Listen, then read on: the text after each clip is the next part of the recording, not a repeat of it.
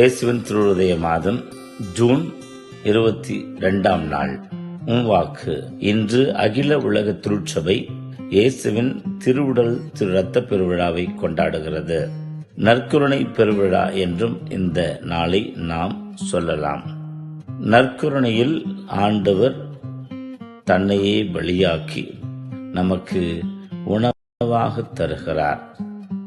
நாமும் அவரை முழுமையாக பெறுகிற நிலையில மறைந்த திருத்தந்தை புனித 2ஆம் ஜான் பால், இன்றைய உலகம் சுயநலம் ஆட்சி செலுத்தும் உலகம், தன்னையும் தன்னை சார்ந்த எதையும் உடைக்கவோ பலியாக்கவோ மறுக்கும் உலகம்.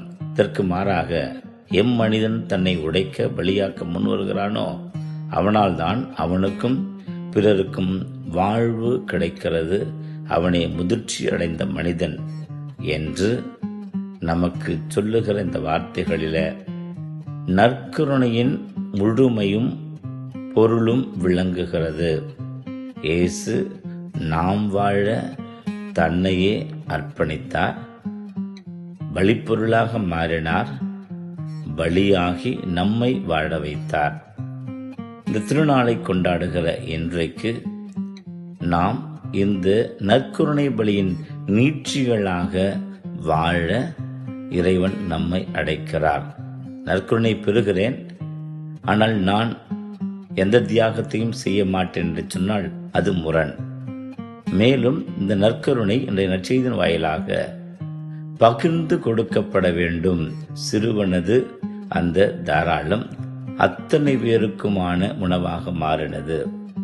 நாமும் இருப்பதை பகிர்ந்து கொண்டால் சமூகத்தில் எல்லோரும் அனைத்தையும் பெற்றுக்கொள்ளுகிற அந்த அருளும் அந்த நலனும் கிடைக்கும்.